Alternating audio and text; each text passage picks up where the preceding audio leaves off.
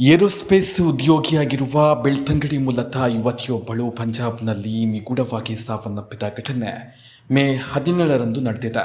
ಮೃತರನ್ನ ಧರ್ಮಸ್ಥಳ ಗ್ರಾಮದ ಬೋಳಿಯಾರ ನಿವಾಸಿ ಏರೋಸ್ಪೇಸ್ ಉದ್ಯೋಗಿ 22 ವರ್ಷದ ಆಕಾಂಕ್ಷ ಎಂದು ಗುರುತಿಸಲಾಗಿದೆ.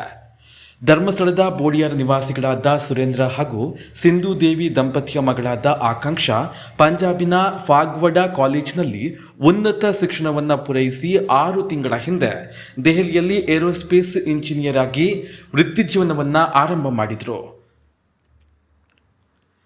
ಜಪಾನ್ನಲ್ಲಿ ಉದ್ಯೋಗವನ್ನು ಗಿಟ್ಟಿಸಿಕೊಂಡಿದ್ದ ಆಕಾಂಕ್ಷ ಶೈಕ್ಷಣಿಕ ಪ್ರಮಾಣ ಪತ್ರ ಪಡೆಯಲು ಪಂಜಾಬ್ಗೆ ತೆರಳಿದ್ರು. ಶೈಕ್ಷಣಿಕ ಪ್ರಮಾಣ ಪತ್ರ ಪಡೆದ ನಂತರ ಆಕಾಂಕ್ಷ ಮನೆಯವರಿಗೆ ಕರೆಯನ್ನ ಮಾಡಿ ಮಾತನಾಡಿದ್ರು. ನಂತರ ನಿಗೂಢ ರೀತಿಯಲ್ಲಿ ಸಾವನ್ನಪ್ಪಿದ್ದಾರೆ. ಪಂಜಾಬ್ನ ಜಲಂಧರ್ ಪೊಲೀಸ್ ಠಾಣೆಯಲ್ಲಿ ಪ್ರಕರಣ ದಾಖಲಾಗಿದೆ. ಕುಟುಂಬದವರು ಪಂಜಾಬ್ಗೆ ಪ್ರಯಾಣವನ್ನು ಬೆಳೆಸಿದ್ದಾರೆ.